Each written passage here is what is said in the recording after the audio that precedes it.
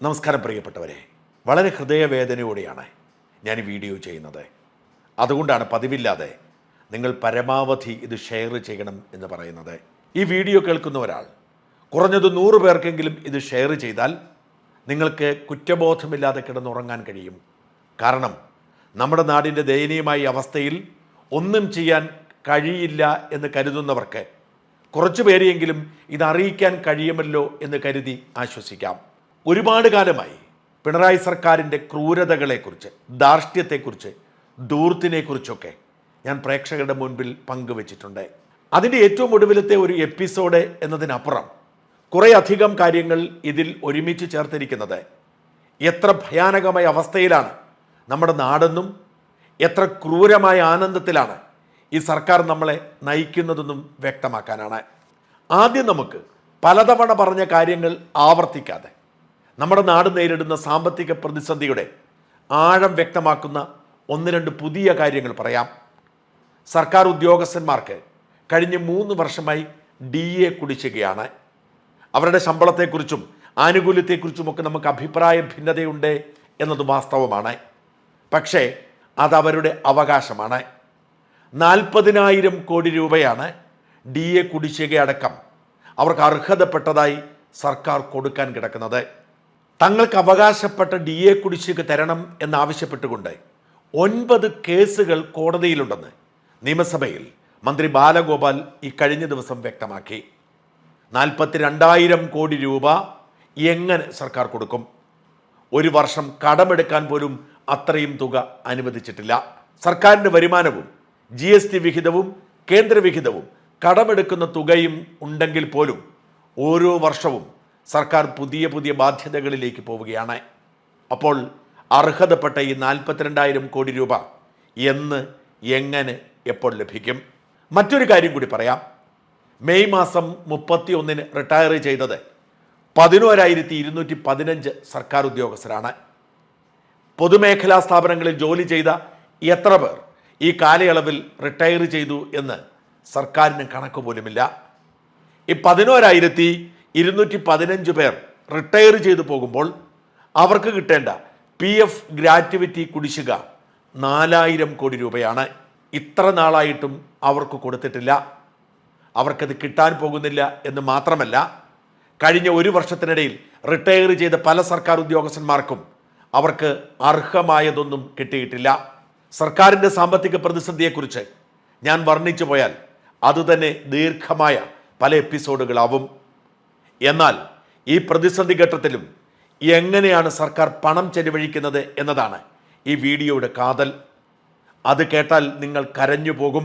ഈ സർക്കാരിനെ പഴിച്ചും ശപിച്ചും ഒരു രാത്രിയെങ്കിലും ഉറങ്ങാതിരിക്കാൻ കഴിയില്ല. നമുക്ക് ധനമന്ത്രി ബാലഗോപാലിലേക്ക് പോകാം. കൊല്ലംകാരനായ ഈ സമ്പന്ന നേതാവിന് എങ്ങനെയാണ് നാടിൻ്റെ സമ്പത്ത് കൈകാര്യം ചെയ്യേണ്ടത് എന്നറിയില്ല. കടം വാങ്ങാൻ നിയന്ത്രണം ഏർപ്പെടുത്തിയതോടെ ഏത് നിമിഷവും സർക്കാർ ഉദ്യോഗസ്ഥന്മാരുടെ ശമ്പളവും പെൻഷനും പലിശയടവും മുടങ്ങും എന്ന് ഭയപ്പെട്ട് കഴിയുന്ന ഒരു ധനമന്ത്രിയാണ് ബാലഗോപാൽ. അതേ ബാലഗോപാലിന് മെയ് മാസം 13-ാം തീയതി ഒരു നെഞ്ചുവേദന അനുഭവപ്പെടുന്നു. ബാലഗോപാലിനെ തിരുവനന്തപുരം മെഡിക്കൽ കോളേജിൽ പ്രവേശിപ്പിക്കുന്നു. 13-നും 14-നും ബാലഗോപാൽ മെഡിക്കൽ കോളേജിൽ ഹൃദ്രോഗ ചികിത്സയിലായിരുന്നു. രോഗം എന്തെന്ന് ആരോടും പറഞ്ഞിട്ടില്ല. എന്നാൽ മനസ്സിലാക്കാൻ കഴിയുന്നത് അദ്ദേഹത്തിന് ഹൃദ്രോഗമുണ്ടായെന്നും ആൻജിയോപ്ലാസ്റ്റി ചെയ്തെന്നുമാണ്. തിരുവനന്തപുരം മെഡിക്കൽ കോളേജിലാണ്, സൗജന്യ ചികിത്സ കിട്ടേണ്ടതാണ്. പക്ഷെ ആശുപത്രിയിൽ നിന്നിറങ്ങിയ ബാലഗോപാൽ മുഖ്യമന്ത്രിക്കൊരു അപേക്ഷ കൊടുത്തു. 17-ാം തീയതി തൻ്റെ ചികിത്സാ ചെലവായി 1,91,000 രൂപ അനുവദിക്കണമെന്ന്. ഈ മാസം 5-ാം തീയതി 1,91,000 രൂപ അനുവദിച്ചു. സർക്കാർ മെഡിക്കൽ കോളേജ് ധനമന്ത്രിയെ ഒരു ദിവസം ചികിത്സിച്ചതിൻ്റെ തുകയാണിത്. ഇതൊരു സാമ്പിൾ വെടിക്കെട്ട് മാത്രം. നമ്മുടെ മന്ത്രിമാരും MLA-മാരും ലക്ഷക്കണക്കിന് രൂപയാണ് ഇങ്ങനെ ചികിത്സയ്ക്ക് വേണ്ടി എഴുതിയെടുക്കുന്നത്. എന്തുകൊണ്ട് ഇവർക്കാർക്കും മെഡിക്കൽ ഇൻഷുറൻസ് ഏർപ്പെടുത്തുന്നില്ല എന്ന് ചോദിക്കുമ്പോൾ ഇങ്ങനെ കൈയിട്ട് വാരാൻ അവസരം നിഷേധിക്കും എന്നതാണ് പറയാത്ത മറുപടി. ജീവിതകാലം മുഴുവൻ അധികാര കസേരയിലിരുന്ന KV തോമസിന് അധികാരമില്ലാതെ മുമ്പോട്ട് പോകാൻ കഴിയാത്തത് കൊണ്ട് 80കളിലേക്ക് പ്രവേശിച്ചപ്പോൾ പിണറായിയുടെ ദാസനായി. അങ്ങനെ ഒരാവശ്യവുമില്ലാത്ത ഒരു ക്യാബിനറ്റ് പദവി സൃഷ്ടിക്കപ്പെട്ടു. ഡൽഹിയിലെ പ്രതിനിധി. ലക്ഷക്കണക്കിന് രൂപയാണ് KV തോമസിനും അദ്ദേഹത്തിൻ്റെ ഓഫീസിനുമായി ചെലവഴിക്കുന്നത്. അടുത്ത കാലത്ത് അദ്ദേഹത്തിന് ഒരു പ്രൈവറ്റ് സെക്രട്ടറിയെ നിയമിച്ചു. പ്രൈവറ്റ് സെക്രട്ടറിക്കും ലക്ഷങ്ങളാണ് ശമ്പളം. പോട്ടെ, അത് മനസ്സിലാക്കാൻ കഴിയും. എന്നാൽ നമ്മൾ കരഞ്ഞു പോകുന്ന ഒരു പുതിയ കാര്യം പറയാം. ഈ പ്രൈവറ്റ് സെക്രട്ടറിക്ക് 1 വർഷത്തെ മുൻകാല പ്രാബല്യത്തോടെയാണ് നിയമനം കൊടുത്തത്. ഈ 1 വർഷം അദ്ദേഹം ജോലി ചെയ്തിട്ടില്ല, പക്ഷേ മുൻകാല പ്രാബല്യം കൊടുത്തു. ലക്ഷക്കണക്കിന് രൂപ കുടിശ്ശികയായി. അതിൽ ധനവകുപ്പ് എതിർപ്പ് പ്രകടിപ്പിച്ച 5,40,452 രൂപ എത്രയും വേഗം വിട്ടുകൊടുക്കണമെന്ന് മുഖ്യമന്ത്രി തന്നെ ധനമന്ത്രിയോട് പറഞ്ഞു. കഴിഞ്ഞ ദിവസം ആ തുക കൂടി KV തോമസിൻ്റെ പ്രൈവറ്റ് സെക്രട്ടറിക്ക് അനുവദിച്ചുകൊണ്ട് ഉത്തരവായി. ഇനിയാണ് നമ്മളെ കരയിക്കുന്ന യഥാർത്ഥ വാർത്ത. ദിനേശ് കുമാർ എന്നൊരാളാണ് കണ്ണൂർ എയർപോർട്ടിൻ്റെ മാനേജിംഗ് ഡയറക്ടർ. പിണറായി വിജയൻ്റെ വിശ്വസ്തനായതുകൊണ്ട് മാത്രം ആ പദവിയിലെത്തിയ ഒരു ഉദ്യോഗസ്ഥൻ.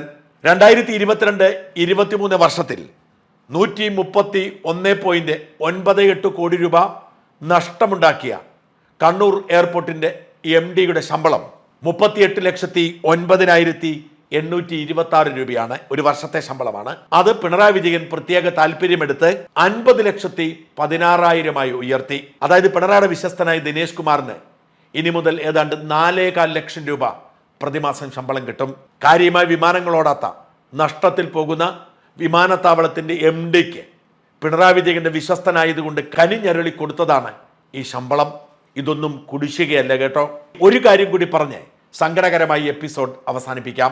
ഏതാണ്ട് 50ഓളം IAS-കാരും IPS-കാരും അവർ വിരമിക്കുമ്പോൾ കിട്ടുന്ന ലക്ഷങ്ങളുടെ പെൻഷനൊപ്പം ലക്ഷങ്ങൾ ശമ്പളവും കൈപ്പറ്റുന്നു. ഇവിടെ IPS-ലും IAS-ലും ആളില്ലാത്തത് കൊണ്ടല്ല, സർവീസിലിരുന്ന കാലത്ത് പിണറായിക്ക് ഇഷ്ടപ്പെട്ട കാര്യങ്ങൾ ചെയ്തു കൊടുത്തതുകൊണ്ട് പ്രതിഫലമായി അവർക്ക് കൊടുത്തിരിക്കുന്ന പ്രത്യേക ആനുകൂല്യമാണ്. ഒരു സർക്കാർ ഉദ്യോഗസ്ഥൻ വിരമിച്ചാൽ അയാൾക്ക് പുതിയ നിയമനം കൊടുത്താൽ ശമ്പളത്തിൽ നിന്നും പെൻഷൻ തുക കുറയ്ക്കണമെന്നാണ് നിയമം. അതുകൊണ്ട് ശമ്പളം എന്ന് വയ്ക്കാതെ ഓണറേറിയം എന്ന് വെച്ച് കൊടുക്കും. KV തോമസിന് കൊടുത്തതും അത് തന്നെയാണ്. കിഫ്ബിയുടെ തലവനായ KM എബ്രാഹിമിന് ഏതാണ്ട് 3.5 ലക്ഷം രൂപയാണ് ഓണറേറിയമായി പ്രതിമാസം കൊടുക്കുന്നത്. മറ്റാനുകൂല്യങ്ങൾക്ക് പുറമെ അദ്ദേഹം ചീഫ് സെക്രട്ടറിയായി വിരമിച്ച വകയിൽ കിട്ടുന്ന പെൻഷൻ കൂടിയാകുമ്പോൾ പ്രതിമാസം 6 ലക്ഷം രൂപ. സോഷ്യൽ മീഡിയയിലൂടെ വലിയ ആദർശം വിളമ്പുന്ന കവി കൂടിയായ VP ജോയി ചീഫ് സെക്രട്ടറി സ്ഥാനത്തുനിന്ന് വിരമിച്ചപ്പോൾ പബ്ലിക് എന്റർപ്രൈസസിന്റെ MD-ആയി നിയമിച്ചത് ഏതാണ്ട് 6 ലക്ഷം രൂപ ഓണറേറിയത്തിലാണ്. VP ജോയിയുടെയും KM എബ്രാഹിമിൻ്റെയും മാതൃക പിന്തുടർന്നാണ് 50ഓളം സിവിൽ സർവീസ് ഉദ്യോഗസ്ഥർ നമ്മുടെ ഖജനാവ് കൊള്ളയടിക്കുന്നത്. അതേസമയം ജോലി ചെയ്താലും ഇല്ലെങ്കിലും ശമ്പളം കൊടുക്കേണ്ട സിവിൽ സർവീസ് ഉദ്യോഗസ്ഥന്മാരെ വല്ല ഇറച്ചിക്കടയുടെയും MD-ആയി നിയമിച്ച് അവിടെയും ഇവിടെയും മാറ്റി നിർത്തിയിരിക്കുന്നു. സൗജന്യമായി സേവനം ചെയ്യാൻ തയ്യാറായ മികച്ച ട്രാക്ക് റെക്കോർഡുള്ള സത്യസന്ധരായ ഉദ്യോഗസ്ഥരെ അടുപ്പിക്കുന്നേയില്ല. അലക്സാണ്ടർ ജേക്കബിനെ പോലെ, വിജയാനന്ദിനെ പോലെ ചിലരൊക്കെ 1 രൂപ പോലും പ്രതിഫലം കൈപ്പറ്റാതെ സർക്കാരിനെ സേവിക്കാൻ തയ്യാറാണ്. അവരിൽ ചിലർക്കൊക്കെ എത്ര പണം കൊടുക്കാം എന്ന് പറഞ്ഞാലും അവർ വേണ്ട എന്ന് പറഞ്ഞ് നടന്ന് ഓഫീസിൽ പോകും. എന്നാൽ ആനുകൂല്യങ്ങളും വാഹനവും വീടും പെൻഷന് പുറമെ ശമ്പളവും കൈപ്പറ്റാൻ മോഹിക്കുന്നവരെയാണ് പിണറായിക്ക് ഇഷ്ടം. എന്തുകൊണ്ട് പിണറായി വിജയൻ എതിർക്കപ്പെടണം, തോൽക്കപ്പെടണം എന്ന് ചോദിക്കുന്നവർക്കുള്ള ഉത്തരമാണ് നാടിൻ്റെ ഈ ദയനീയമായ സ്ഥിതി. അതുകൊണ്ടാണ് പ്രിയപ്പെട്ടവരെ ഞാൻ അഭ്യർത്ഥിച്ചത്, പറ്റുമെങ്കിൽ നിങ്ങൾ ഇത് മറ്റുള്ളവർക്ക് കൂടി ഷെയർ ചെയ്ത് ഈ ഭയാനകമായ അവസ്ഥ ലോകത്തെ അറിയിക്കുക.